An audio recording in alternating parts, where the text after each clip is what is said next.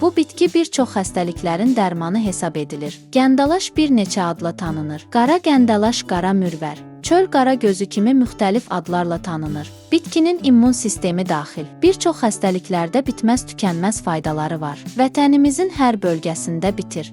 Dəyərli izləyicilər, videoların analitikasına baxanda çox az adamın abunə olduğunu görürəm. Bizə dəstək olmaq üçün videoya abunə olub bildirimləri açmağı unutmayın.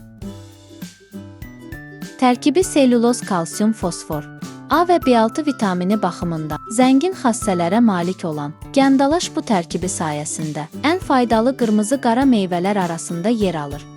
Gəndalaşdan əldə edilən yağın qaraciyər, prostat, döş və dəridəki xərçəng hüceyrələrinin böyüməsini dayandırmağa və ya ləngitməyə təsirli olduğu bilinir. Dəmləmə üsulu ilə gəndalaşın bütün hissələrindən, kökündən, çiçəklərindən və yarpaqlarından alınan məhlul ilə maddələr mübadiləsini tənzimləmək üçün istifadə edirlər.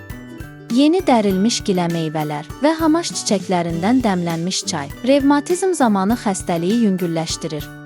Laringit, bronxit, böyrək və sidik kisəsi xəstəliklərində, nevralgiyalarda qan azlığı və immunitet gücləndirici bitki olaraq istifadə edilə bilər. Gəndalaş bitkisi bəlğəm atıcı, idrar atıcı, süd artırıcı, bundan başqa qan yaradıcı, vəzləri hərəkətə gətirici, iltihab əleyhinə təsirləri var.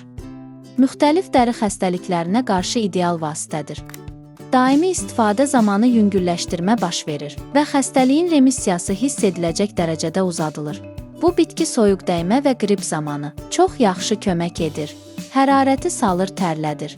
İntoksikasiyanın əlamətlərini və əzələ oynaq ağrılarını azaldır. İmmuniteti möhkəmləndirir, sağalmanı tezləşdirir. Qrip və soyuq dəymə zamanı qara gəndalaşdan müalicəvi dəmləmə hazırlayın. Bunun üçün 3 xörək qaşığı meyvə axşamdan termosda yarım litr isti suda dəmlənilir. Səhər süzülür və gün ərzində çay kimi içilir.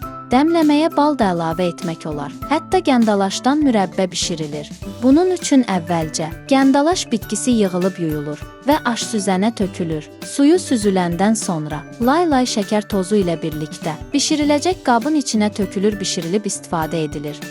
Gəndalaş başda olmaqla hər hansı bir məhsuldan müntəzəm istifadə etməyə başlamazdan əvvəl həkiminizlə məsləhətləşin.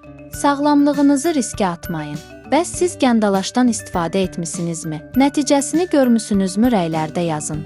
Faydalı məlumatlar üçün mənim kanalıma abunə olub bəyənməyi unutmayın. Bu videoda bu qədər. İzlədiyiniz üçün təşəkkürlər.